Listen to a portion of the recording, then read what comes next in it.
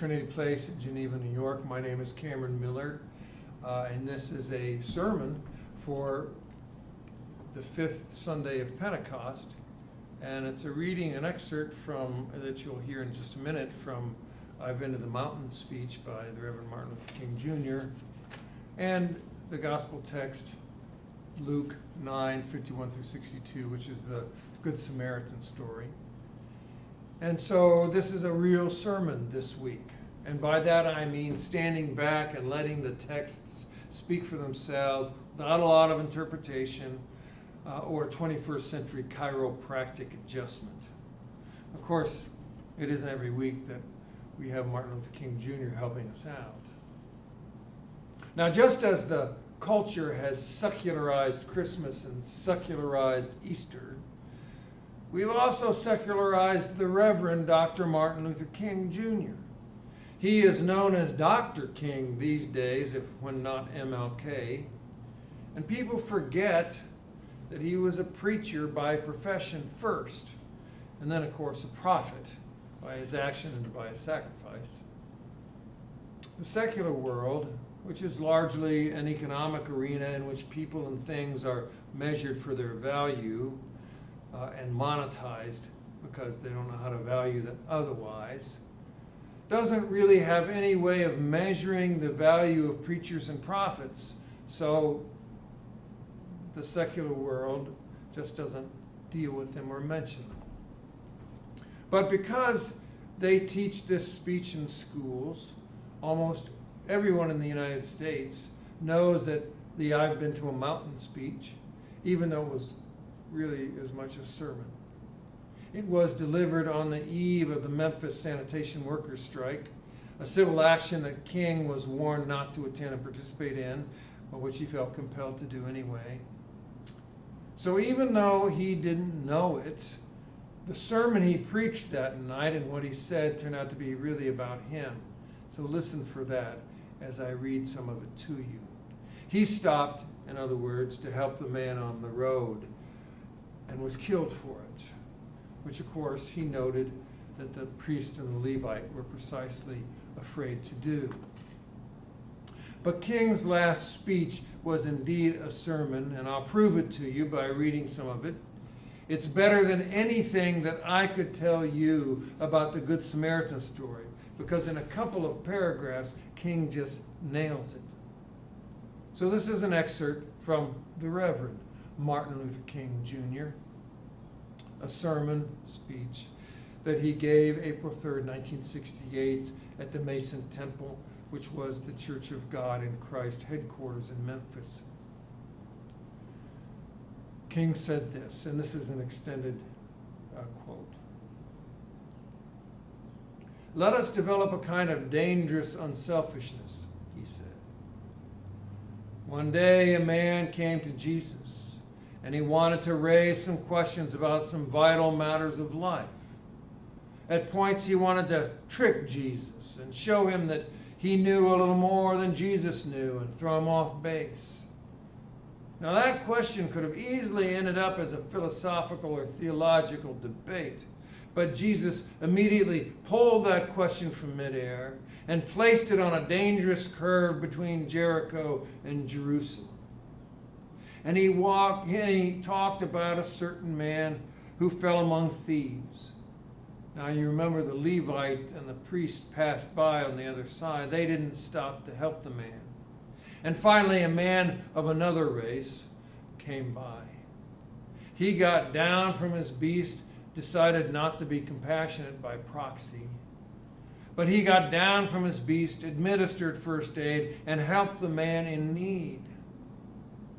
Jesus ended up saying, this was the good man, this was the great man, because he had the capacity to project the I into the thou and to be concerned about his brother. Now you know, still quoting Martin Luther King, now you know we use our imagination a great deal to try to determine why the priest and the Levite didn't stop.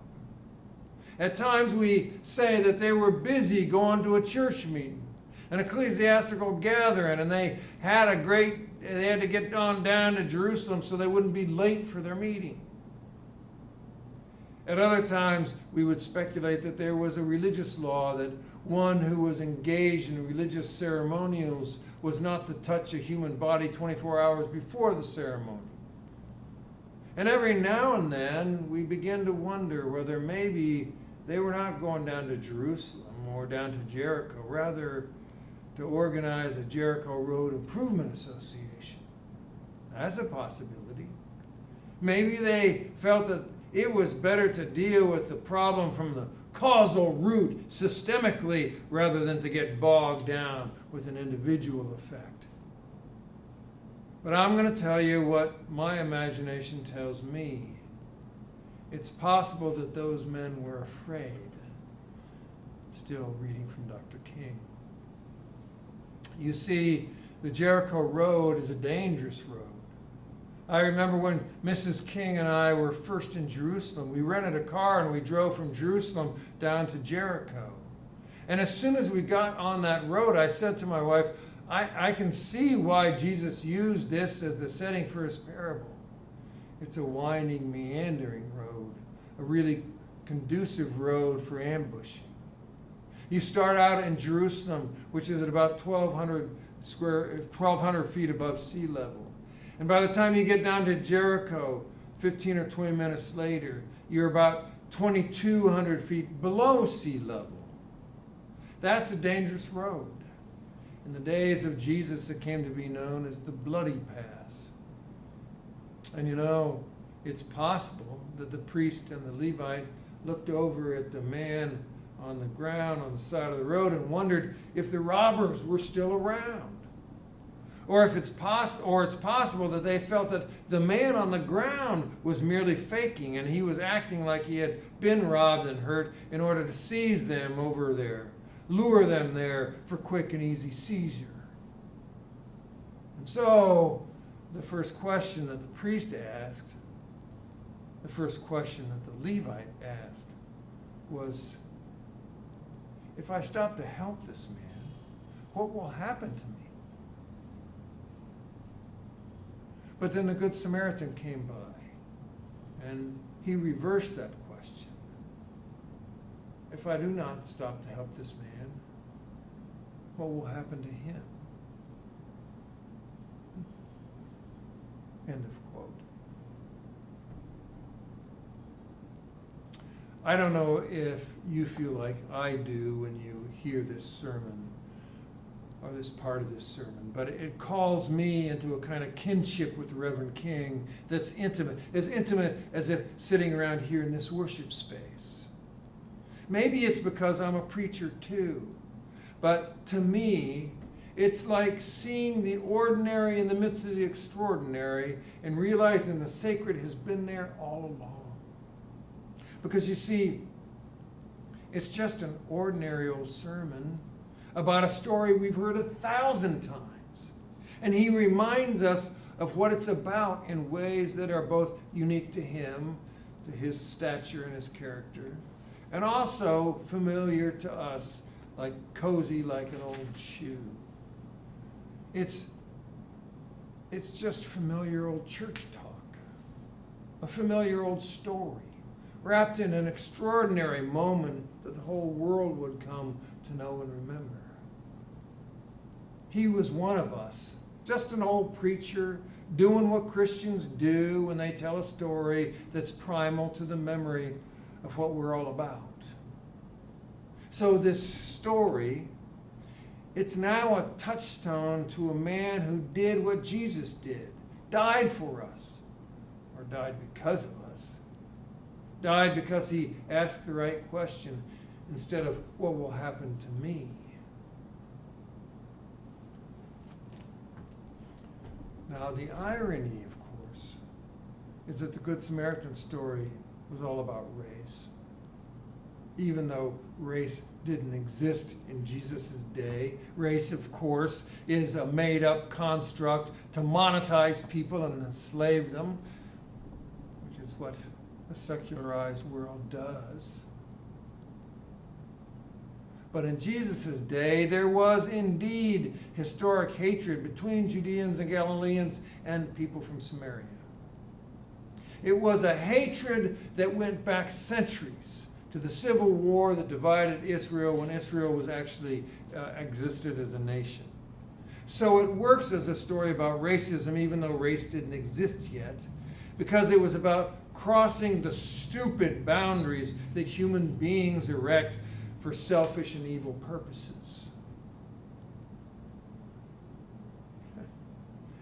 Then there's Amos, which we also heard from this week, which unless you're watching, well, even if you're watching this as a sermon video, you might not have heard. But Amos might be my very favorite prophet. Although we don't hear from him too much in the Revised Common Lectionary. He's perhaps the first of the greatest prophets, and he gets buried under the amazing poetry of Micah and Isaiah and Jeremiah. But Amos adds a perfect bookend to the Good Samaritan story, framed by Martin Luther King Jr. on the other end. The thing about Amos is that he wasn't a prophet. He was a migrant worker, the guy who picked fruit in the orchard or the vineyard. He was out doing his work one day, and God, out of nowhere, told him to go up to the northern kingdom, go up to the northern kingdom of Israel, and to prophesy against the king up there. So, get this, Amos, a lowly peasant laborer, was supposed to go to another territory and preach to the king of another tribe a sermon that king would not like. Now, come to think of it, that's not unlike what Martin Luther King Jr. did, because he was preaching to white clergy and white churchgoers and telling us something that we just didn't want to hear. Well, this bit that we read, that we heard from Amos this week in the lectionary readings, Amos is telling King Jeroboam that his whole kingdom would be smashed and that he, the king, would die. The king and his whole kingdom, you see, was a wall that the plumb line of righteousness showed was falling down. It's kind of like God showing up to the guy who sits out on our front step and smokes cigarettes. It's as if God would tell him to go to the Supreme Court and say, God has issued a judgment upon those 9 robed vectors. Well, first of all, he couldn't get near those 9 justices. And the only way Amos got near King Jeroboam was through trickery. And that's another part of the story I really like, but I'll have to save it for another day. So anyway, we got Amos and we've got the Good Samaritan and Martin Luther King. And so the Revised Common Lectionary played this little trick on us this week, because by pairing Amos with the Good Samaritan story, it makes it impossible to romanticize the Good Samaritan story as if it's just another example of Jesus being a good guy. Amos, being sent to be a truth teller of hard truths, even into the court of a king, stands this Samaritan story up to be the tough, hard truth that it is. The people Jesus was telling this Good Samaritan story to hated Samaritans, the way that some white folks hate anyone who isn't white, or like any of us who hate anyone who we don't think should be allowed to be in the United States, or any of us who hate anyone, and then act it out socially, politically, and economically. It's a story told against hate, and told against righteous indignation, and told against anyone with any sense of moral superiority. Our wall is not straight, and we are falling down if we are built on hatred, or built on keeping people out, or built on keeping people down, or built on holding people back, or built on seeing any other human being as somehow less than or significantly different than we are. When the question we ask is what will happen to him or her if I do not act, then any presumed and ridiculous boundary or border between us is being stripped away. What will happen to him or to her or to them if I do not act? Just that one question narrows the boundaries and the borders that we have drawn or been given, and gets us close to being a neighbor that Jesus invites us to be. We shall love the Lord our God with our whole heart, with our whole soul, with our whole mind, and with our whole strength, and our neighbors ourselves. So if we are here saying to ourselves, well, I don't hate anyone, dig a little deeper. If we're here saying to ourselves, well, I don't keep boundaries between myself and any other socioeconomic, racial, or ethnic group, dig a little deeper. If we are here saying to ourselves, well, I wouldn't be afraid to help the downed Samaritan, dig a little deeper. That is what we are meant to do as a spiritual community gathered in the name of Jesus. Dig a little deeper in thought, word, and deed. Any group that has the chutzpah to gather and invite Amos, Martin Luther King Jr., and Jesus to preach at them has the chutzpah to dig deeper and to measure itself with a plumb line against righteousness.